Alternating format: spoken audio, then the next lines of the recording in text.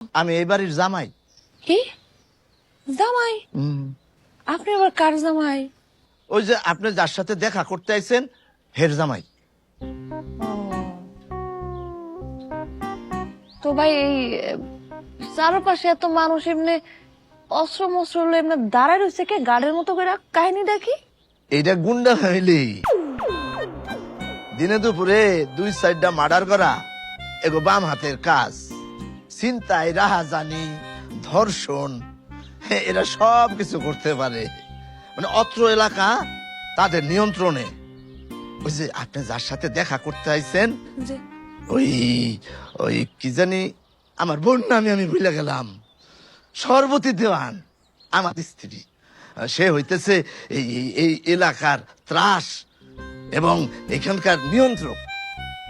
ও, তো আপনি হের জামাই হলেন কেমনে? কপাল দুষে ওই যে আপনার মতন একজন ঘটক ছিল, সে আমার সর্বনাশ করছে। সামাদ ঘটক, শুনছি শালায় মরে গেছে। আল্লাহ তারে ব্যস্ত নসিব করুক। সামাদ ঘটক মরছে মরছে, কিন্তু আমার ও মাইরে গেছে। কি হলো? ছিল লোকেরা? না কিছু হয় নাই, একজনের সাইজ করতেছে। আপনার কোনো ডর নাই, আপনার মারতো না। আপনি বসেন বসেন। সেফজুনের দরকার নাই।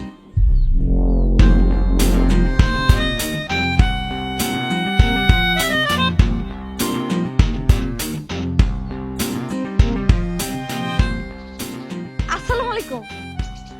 আসসালামু আলাইকুম। ওয়ালাইকুম আসসালাম।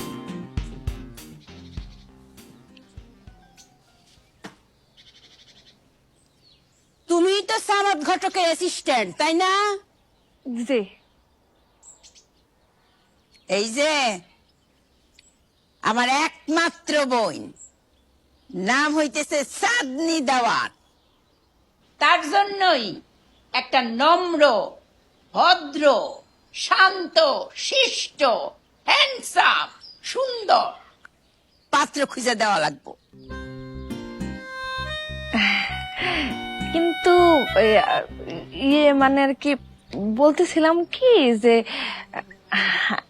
আপনাকে ফ্যামিলির যে রেপুটেশন, আমার মনে হয় না কোনো ভদ্র ফ্যামিলি আপনাকে কথা শুনলে পোলা বিয়া দিতে চাইব।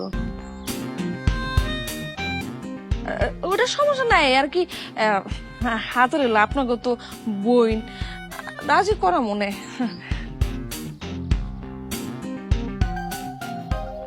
সুন্দরী, তোমার ফিস জানি কত? যে আমার ফিস হইতেছে 25,000 টাকা, আর 5,000 টাকা দিতে হইব অগ্রিম, 200 টাকা হইতেছে আসা যাওয়ার গাড়ি ভাড়া, আর 300 টাকা হইতেছে চা পানি খাই, একটু পান খাই মাঝে মাঝে। এত টাকা? এই যে 1,000 টাকার চকচকা নোট। হ্যাঁ, আচ্ছা আচ্ছা। এখানে আছে 1 লাখ। বিয়া শাদী হোক, তারপর আবার পাইবে 1 লাখ।